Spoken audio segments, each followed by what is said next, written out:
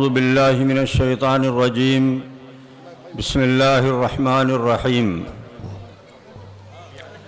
اانتم تزرعونہ ام نحن الزارعون۔ محترم علماء کرام،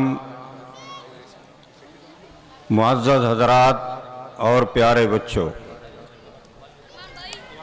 یہاں زیادہ تر ہمارے بھائی جو جمع ہیں وہ کسان ہیں، کھیتی کرنے والے ہیں۔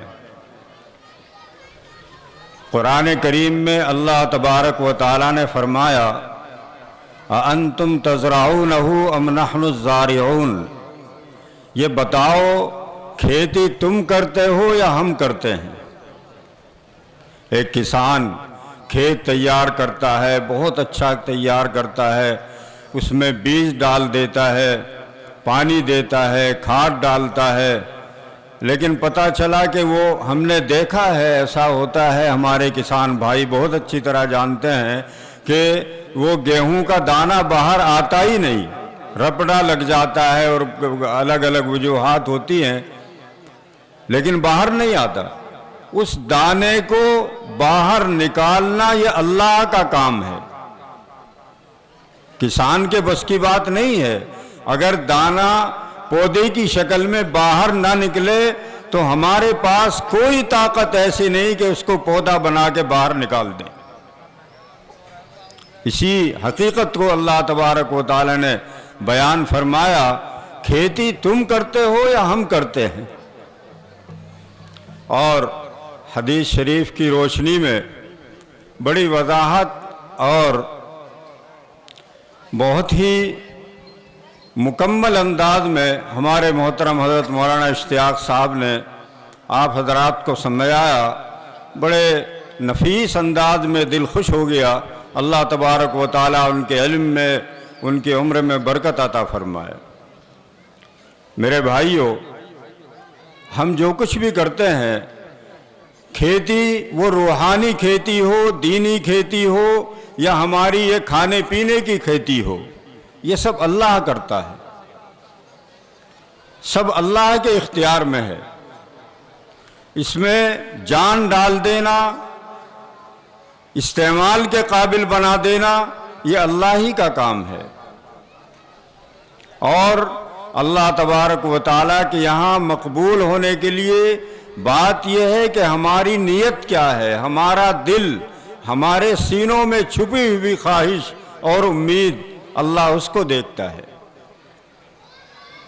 آپ بخاری شریف آج یہاں پوری ہو رہی ہے، یہ بڑی خوش قسمتی کی بات ہے۔ اس ادارے کی گویا کھیتی تیار ہو رہی ہے، قرآن کریم کے حافظوں کی شکل میں، بخاری شریف کے علماء کی شکل میں اللہ تبارک و تعالیٰ نے اس کھیتی کا پھل دیا ہے۔ اس کی پہلی حدیث بھی انما الاعمال بالنیات، نیتوں پہ ہی دار و مدار ہے ہر عمل کا۔ اور اللہ فرماتے ہیں ان اللہ علیم بذات الصدور، اللہ ہمارے سینوں میں چھپی ہوئی باتوں کو جانتا ہے، ہر چیز کو جانتا ہے۔ ہم لوگوں کو دھوکہ دے سکتے ہیں، دنیا کو دھوکہ دے سکتے ہیں پروپیگنڈے سے اور پتہ نہیں کس طریقے سے، لیکن اللہ کو دھوکہ نہیں دے سکتا کوئی بھی۔ اللہ ہر بات کو جانتا ہے، اور ثمرات جو مرتب ہوتے ہیں وہ نیتوں پہ ہوتے ہیں۔ اللہ تبارک و تعالیٰ کھانے کو تو سب کو دیتا ہے، جانوروں کو بھی دیتا ہے، کافروں کو بھی دیتا ہے، لیکن اللہ کا مقرب وہی ہوتا ہے، اللہ کی رضا اسی کو حاصل ہوتی ہے جو اللہ سے تعلق بنا کے رکھتا ہے، جس کی نیت صرف اللہ کو خوش کرنے کی ہوتی ہے۔ کوئی بھی کام کرے، قرآن کریم کا پڑھنا، حدیث کا پڑھنا، یہ تو اعلیٰ ترین درجے کی بات ہے، اس سے بہتر تو کچھ ہو ہی نہیں سکتا۔ لیکن اگر ہم دنیا کا کام بھی کرتے ہیں، کھیتی باڑی کا کام بھی کرتے ہیں، حضرت مولانا اشرف علی صاحب تھانوی رحمۃ اللہ علیہ فرمایا کرتے تھے کہ قرآن کریم نہیں، ہم تو اگر منطق کی کتاب بھی پڑھاتے ہیں وہ بھی اللہ کے لیے پڑھاتے ہیں۔ کوئی بھی فن پڑھاؤ، کوئی بھی کام کرو، دنیا کا، کھیتی باڑی کا، تجارت کا، اگر اللہ کی رضا اور اللہ کا حکم ماننا مقصد ہے تو اللہ تبارک و تعالیٰ اسی سے تمہیں اپنا محبوب بنا لیں گے۔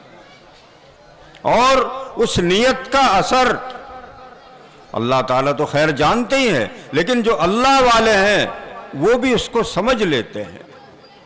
حضرت مولانا اشرف علی صاحب تھانوی رحمۃ اللہ علیہ کا ایک واقعہ ہے، ہم نے حضرت مولانا قاری طیب صاحب رحمہ اللہ کی زبان سے سنا ہے، ویسے پڑھا بھی ہے، لیکن حضرت کی زبان سے سننے کا کچھ اور ہی مزہ تھا کہ ایک دفعہ حضرت وہاں تھانہ بھون میں ایک گھسیارا رہتا تھا، گھاس کھود کے جنگل سے لاتا تھا، لکڑی وغیرہ اکٹھا کر کے لے آتا تھا اور بازار میں 1 پیسے 2 پیسے کی بیچ دیتا تھا۔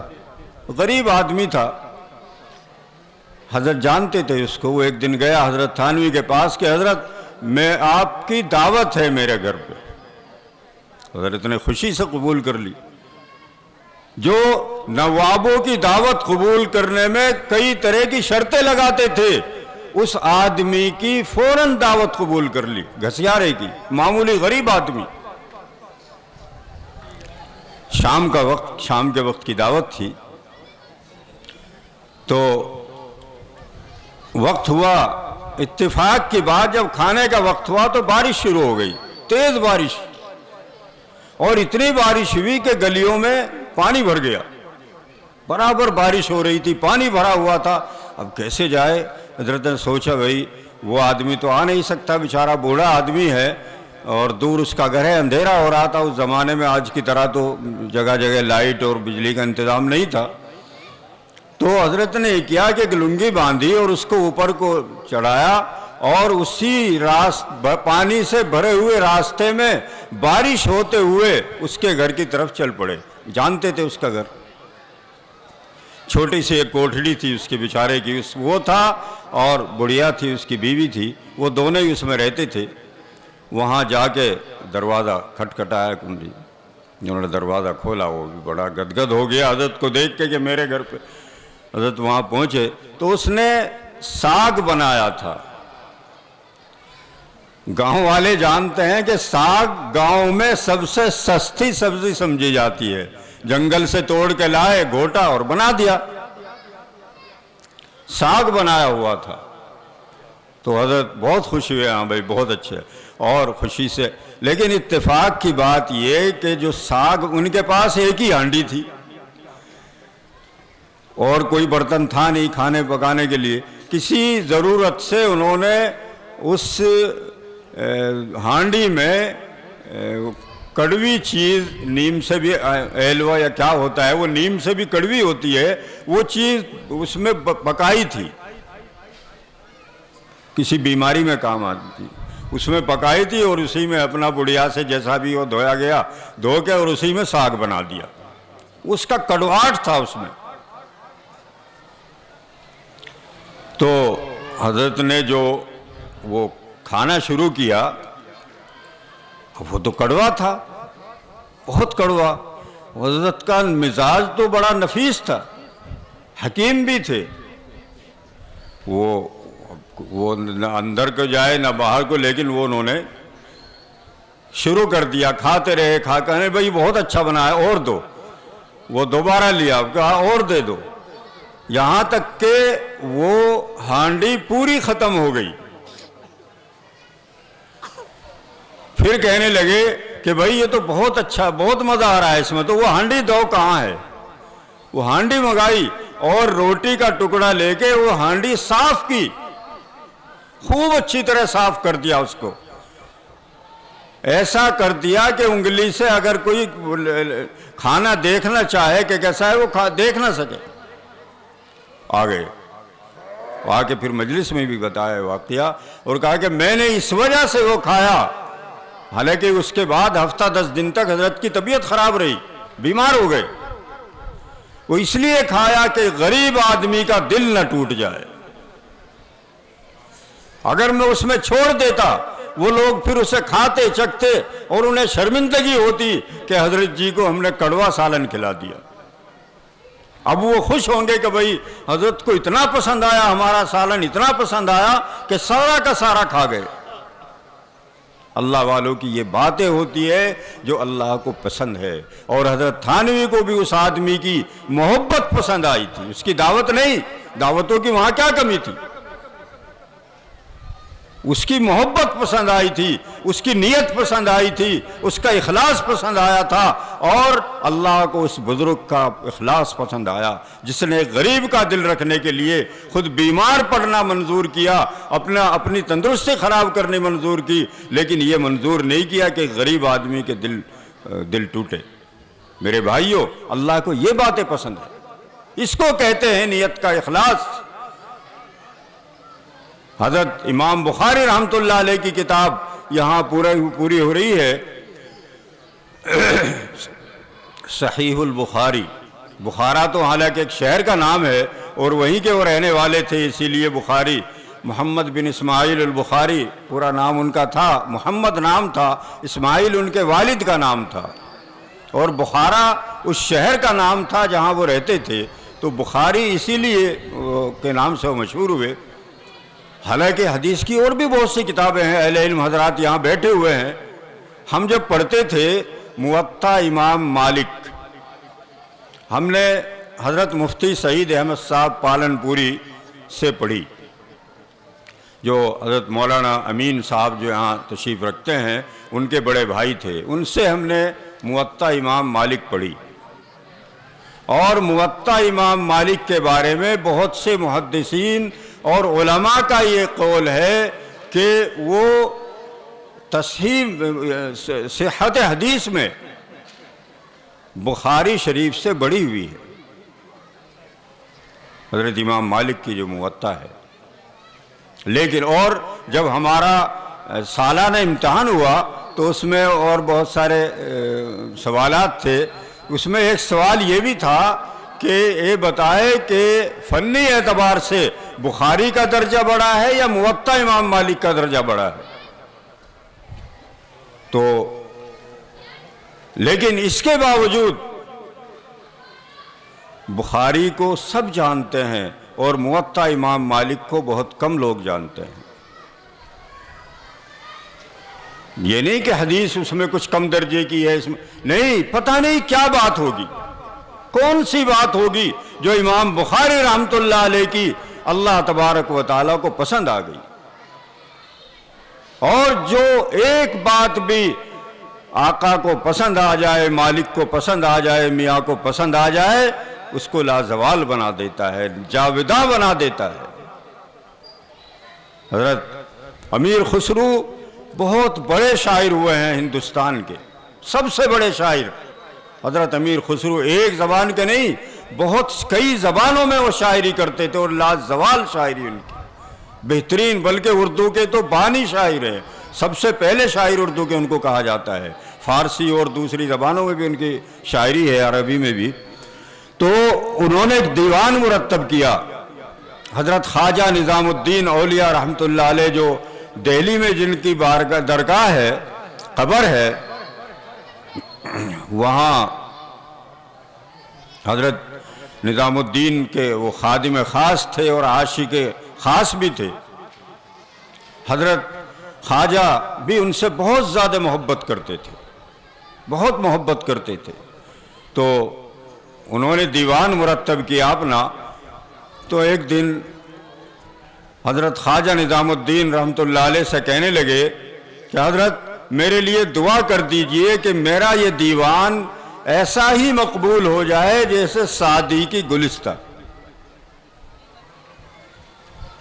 گلستہ مشہور کتاب ہے، ہر اہل علم اس کو جانتا ہے، اور تقریباً 700 سال اس کو ہو گئے، لیکن آج بھی وہ بالکل گلستہ ہی کی طرح تر و تازہ ہے۔ دنیا کی بڑی بڑی یونیورسٹیوں میں اور مختلف زبانوں میں وہ پڑھائی جاتی ہے، اصل تو فارسی میں ہے۔ تو خواجہ صاحب نے ٹال دی بات، کوئی جواب نہیں دیا۔ انہوں نے پھر اصرار کیا، پھر کچھ دنوں کے بعد، پھر کچھ وقت کے بعد، ایک دن تہجد میں وضو کرا رہے تھے، حضرت خواجہ نظام الدین اولیاء کو امیر خسرو تہجد میں وضو کرا رہے تھے، پھر وہی فرمائش کر دی کہ حضرت میرے لیے دعا کر دیجئے، میرے دیوان کو ایسی مقبولیت مل جائے۔ فنی اعتبار سے کچھ کمی نہیں تھی اس میں، فنی اعتبار سے ہو سکتا ہے وہ سعدی کی گلستہ سے بھی بڑھ کر ہو، اسی لیے وہ کہہ رہے تھے۔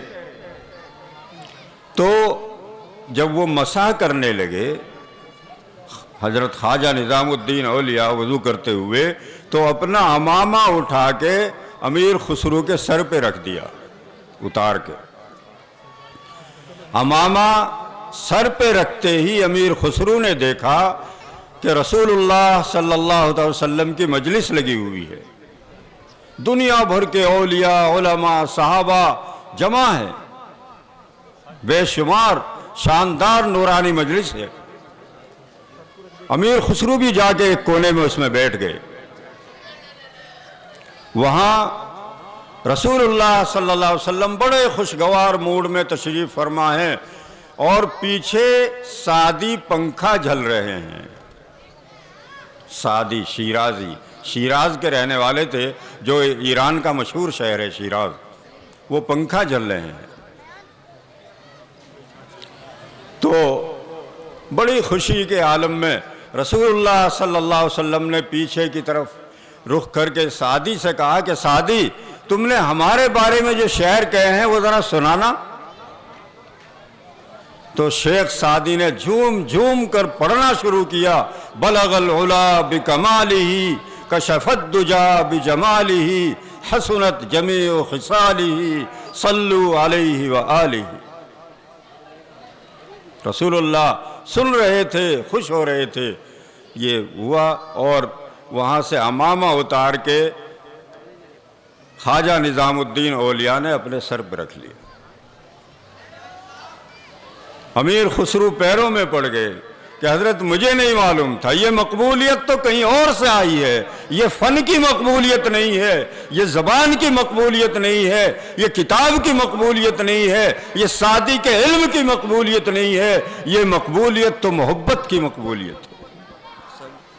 تو میرے بھائیوں، یہاں ہم لوگ جمع ہوئے ہیں، ہمارا جو ادارہ ہے، اس سے اللہ کے لیے محبت کرے، اللہ کے لیے محبت کرے۔ چھوٹی موٹی شکایتیں بھی ہو جاتی ہیں، ہر کسی سے ہوتی ہے، گھر میں بھی گھر کے بڑے سے بچوں کو شکایتیں ہو جاتی ہے، میاں بیوی میں ہو جاتی ہے، خاندان میں ہو جاتی ہے، رشتہ داریوں میں ہو جاتی ہے، برادر، لیکن اس ادارے سے محبت کریں، اس ادارے کو جو چلا رہے ہیں ان سے محبت کریں، ان کا تعاون کریں، اور ان کے ساتھ اخلاص کے ساتھ، صرف اس لیے کہ اللہ کی کھیتی ہے، ہم اس کھیتی میں پانی ڈالیں گے، اللہ ہمارے گھروں کو آباد کرے گا، اللہ ہماری کھیتیوں کو آباد کرے گا۔ اللہ تعالیٰ نے ایک عمل کی توفیق عطا فرمائے۔ وآخر دعوانا